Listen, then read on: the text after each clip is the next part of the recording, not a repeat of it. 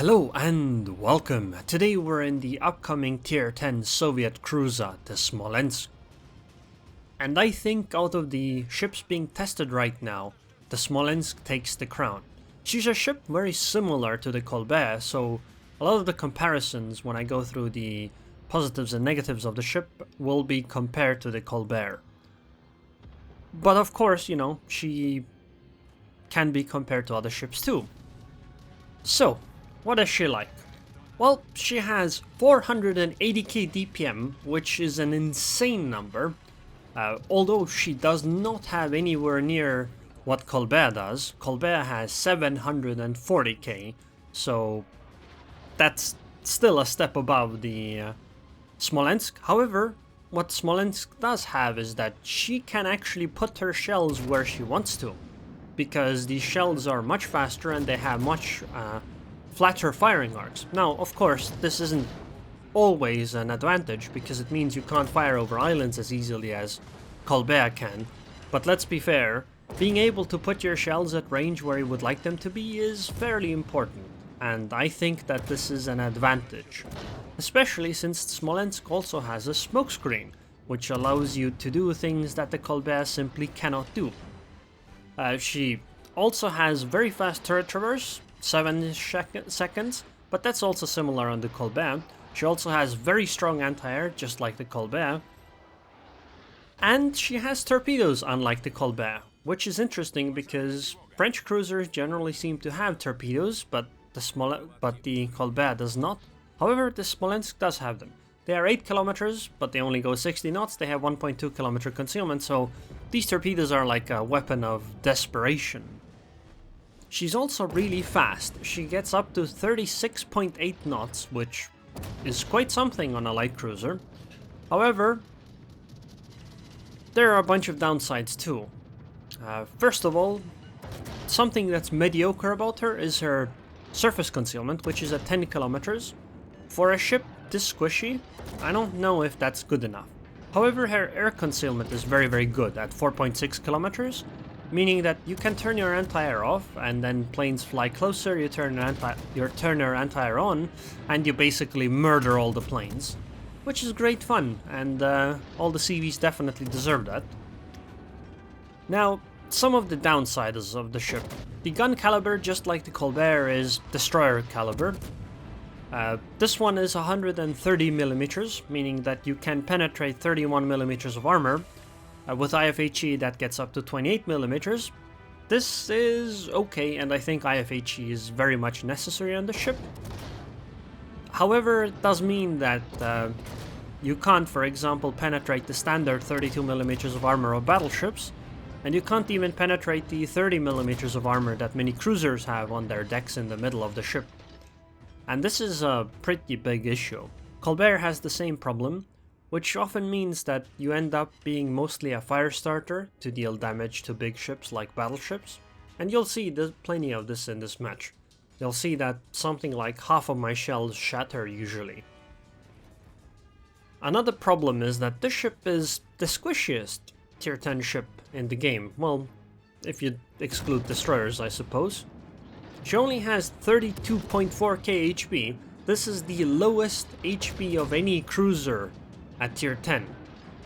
Even the Colbert, that is similar, has more HP at 36k. On top of that, Smolensk has the worst armor of any of the tier 10 cruisers as well. Even though Colbert is as well really weak on the armor part.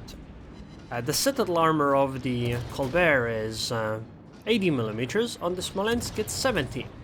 The bow and stern are 16 millimeters, meaning that you are protected against standard heavy cruiser 203 guns. However, you're not protected against, for example, any of the battleships or an Henri. She can absolutely just overmatch your bow or aft or stern, and there's very little you can do about it, and you'll take a lot of damage. The middle part of the ship is exactly like the Colbert, or well, very similar. It's 30 millimeters of side plates and deck armor, meaning that you can bounce shells like the Bismarcks, for example, cannot overmatch that part. However, ships like Yamato, Musashi, Republique, I suppose Georgia, whenever she releases, those ships will simply be able to overmatch that like it's nothing. So you have to be very careful against some battleships. Now, she also has a really bad rudder shift. However, luckily it's not quite as bad as the Colbert's. It's 6.6 seconds, this is with the rudder shift upgrade, the minus 20%. Colbert's is even worse, but for a light cruiser that's pretty bad, because it can mean you cannot really maneuver as well as you would like to. And because her armor is really flimsy, her rudder and engine also break very easily. So, overall, this ship is just daka daka daka. If we were to compare this to current Tech 3 ships, I suppose the closest ship would be like a combination of Minotaur and Worcester. However, she is squishier than either of those ships, and the caliber of the guns is lower, meaning that you cannot deal alpha damage to many targets.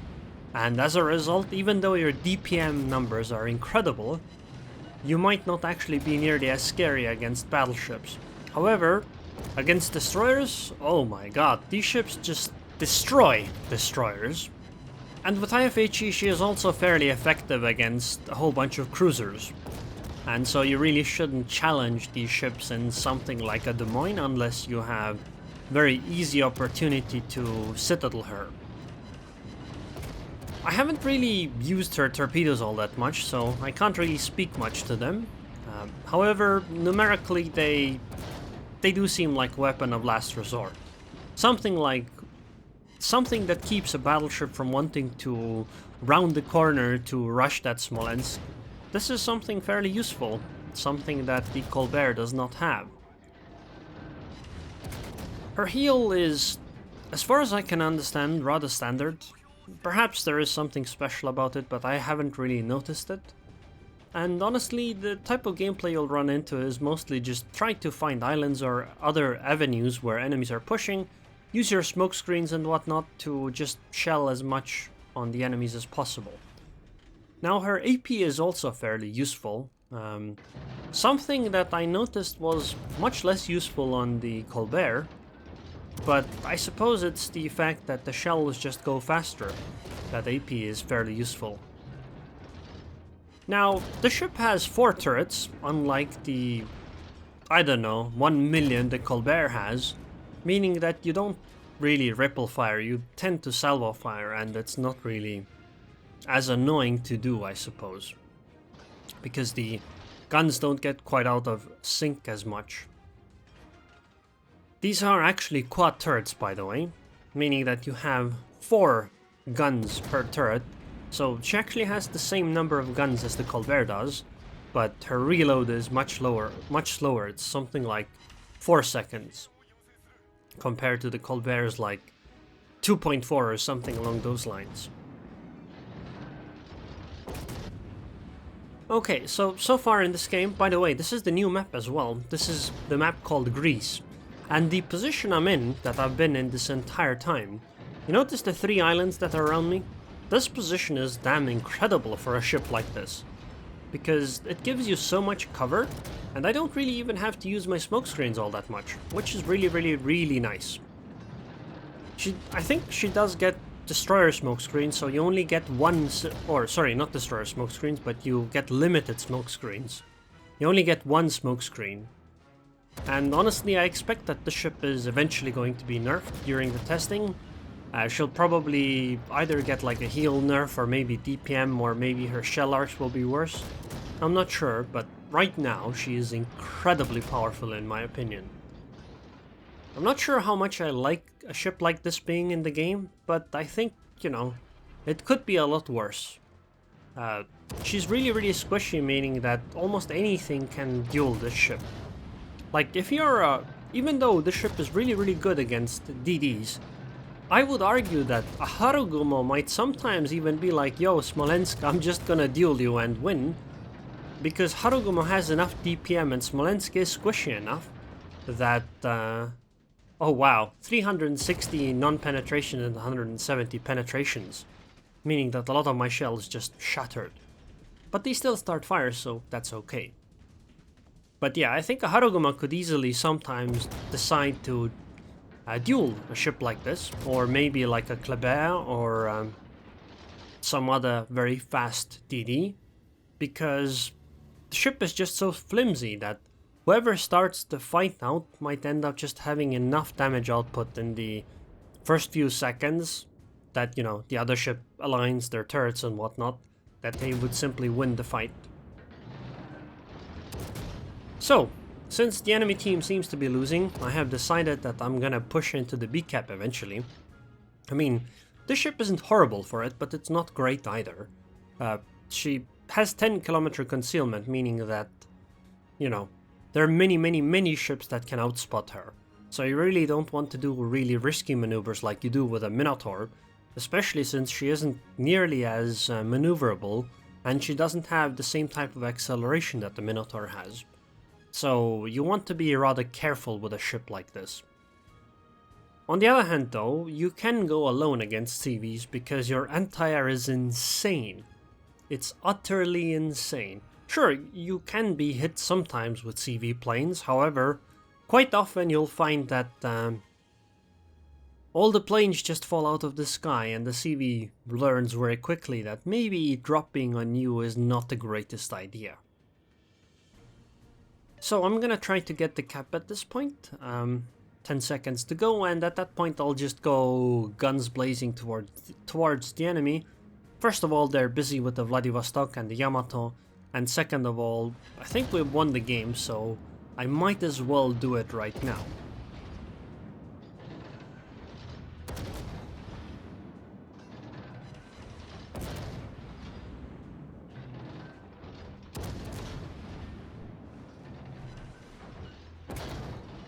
Well, shelling that Moscow hasn't been very successful. However, I think we can definitely finish the Shimakaza off. I mean, we only need to hit her like once with a proper salvo, or I guess 3 times with, or 4 times with terrible salvos. So now I'm gonna fight against this Minotaur. I'm gonna try AP here. Even though I'm at 10 kilometers, I don't really know if this is going to work. Well, actually I do know how it ends up. It doesn't work out. I really should have fired HE at this point. I would have taken out the Minotaur much more quickly. Another thing is that with a ship like this, and the same goes for the Colbert, you need to learn to aim very well, because if you can put your shells where you would like them to be, it's very useful. Because you can put out so much DPM if you can hit the specific parts of the ship that are squishy enough. Well, in the case of a Minotaur, that's almost the entire ship. But for example, in the case of the Moskva, you pretty much want to hit the superstructure because you can't really hurt other parts nearly as well. For example, the deck armor of something like a Stalingrad, or I suppose a Moskva, will prevent you from dealing a lot of damage to them. However, the superstructure works well. But as you can see, many of the shells I fire seem to not really hit the target, and I think this is something that will come with experience. And hey, we got the Moskva, so now they only have 1 ship left. I'm fairly confident that we're gonna win this match. Why, you may ask? Well, maybe the fact that there's 7 of us and only 1 of them, but then again, you never know, you know, it's a CV, and I've heard that CVs are super overpowered, so you know, maybe she can still win, right?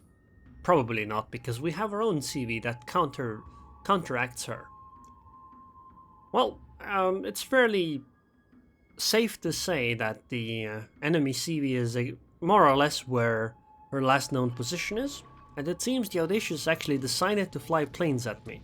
So I'm gonna defensive fire, and yeah, I don't think these planes are gonna like this very much. Oh, and there she is. So I guess we're gonna just start shelling. And the cool thing about the Audacious is that she doesn't have an armor tech. I mean, she does, but the armored part is only in the middle, meaning that the bow and the bow and the stern parts are actually much less armored, so you can deal damage with guns like the Smolensks. And this is a very nice soft target for me. I'll get a lot of damage done. I could also at some point launch torpedoes if I would ever get close enough, but I'm pretty sure the CV is just gonna go down before. And there it is. So, Smolensk puts out a lot of damage output, just like the Colbert. Not quite as much, but close enough. But she is much easier to use, and I think as a result she is gonna be more powerful. On top of that, she has a smoke screen, which is also very useful. And she also gets torpedoes that are very helpful in dissuading the enemy from pushing you. And as a package, I think the Colbert is, the Smolensk is better than the Colbert as a result. However, even though she has a lot of DPM, she can't do quite what a Worcester can, because her gun caliber is much lower. And hey, I got 2854 base XP. I think I should be rather happy with this. I wonder why I got so much though. I mean, sure, I did almost 200k damage, but did I hit destroyers? I suppose I did sink a Shimakaze. Oh, and I did take half HP off of a booster, so I suppose it makes sense. Only 40k damage from fires, 130k from Alpha. That's quite surprising. Usually it's kinda different, but man, 46k damage caused to aircraft. Yeah, this ship puts out a ton of air TPS. And maybe that's something the game needs right now. So, let's take a look at her in port. Here you can see the quad turrets. It kinda looks like an anti-air gun, to be honest.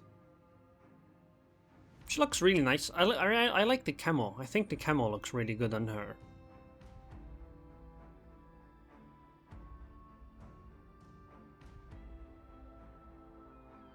Well, first of all, instead of getting to the stats, let's take a look at the upgrades and commander skills I use. Well, first, I guess the ammunitions and consumables. So, she has a standard cruiser damage control party. I think it's a standard cruiser defensive fire. She has only one smokescreen, though, by default. Premium adds one extra, and then Superintendent adds another one. It lasts for 89 seconds, so it's not a very strong smokescreen, but I think for a ship like this it's good enough. And she seems to get a rather normal heal. Upgrades wise, main arms modification 1, obviously. I mean, there's no point because I'm not even sure if the ship has secondaries. Nope, she doesn't even have secondaries, so you probably want your main battery survivability. In the second slot I take propulsion modification. You could take hydro if you went with hydro instead of defensive fire, but I think in the current climate of the game, defensive fire is the better option. You could go for the hydro acoustic search special upgrade in that case, but I like propulsion modification because I noticed that the engine and the rudder often break on the ship, and I think the engine is more important. In the third slot we go for a more anti-air. You could make a good, you might want to maybe go aiming systems if you go for a range build, but I decided to go for an anti-air gun build. In the fourth slot I go with steering gears for minus 20% rudder shift time because the rudder shift isn't very good. And in this slot I go for concealment system modification 1 because you obviously want concealment on a light cruiser that's as squishy as this. And in the third slot I go for main battery modification 3, which obviously gives you more DACA, which is great. Commander skills wise, I go with obviously priority target, then I went with adrenaline rush, superintendent, concealment expert, then IFHE, after that BFT, and then last stand with the last 2 points. Now, I'm gonna try some other builds on a ship like this, and I think one thing I'll try is I'll drop last stand and BFT, and I'll take AFT instead. And I guess I'll take preventative maintenance for my one last point. Sure, I'll have slightly less DACA by 10%, and I'll also have less anti-air. However, I think a ship like this might end up using the more range sometimes. Like, being able to shoot up to or over 18 kilometers is rather useful. And that's something I really liked on the Colbert, so perhaps it'll work out on the Smolensk as well. So now let's get to the stats. First, obviously, the most important one, which is the armor layout. As you can see, the bow is 16mm as mentioned. The stern is also 16mm. The superstructure is standard 13mm. And the deck armor is 30mm. The side plate is also 30mm, and you can see the exposed citadel right here at 70mm. This is what it looks like from the front, 100 athwart ship, but this is just a standard armor plate, and then 100mm citadel athwart ship. But pretty much anything that can just overmatch the bow will most likely just go through this armor like it's nothing. And then you get some very nice citadel hits. And the main battery barbette is also only 70mm. So yeah, this ship is squishy as hell. HP 32.4k as mentioned. Main battery with the current build is 3.2 second reload, 6.9 second 180 degrees, 1800 base damage, 8% fire chance, this is with both fire flags, 15.6 kilometer range, so you can boost it quite a bit. This is with IFHE as mentioned, 28mm of pen. AP does 2600 damage, and as you can see, the HE and AP shell velocities are really high. Torpedoes 8 kilometers, 60 knots, 131 second reload, 14k damage, so nothing to write home about. The anti-air is pretty insane on the ship, but I don't think these numbers really mean anything to me. Like, I can't tell based on these numbers whether anti-air is good or not. Like, I can say it's decent, but whether it's amazing or good, that's something that comes with experience in my opinion. 36.8 knots with the speed flag, 750 meter turning circle, 6.6 second rudder shift.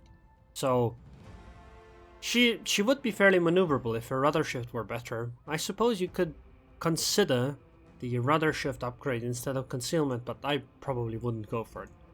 And concealment with all of that is 10 kilometers, but air detectability is 4.6.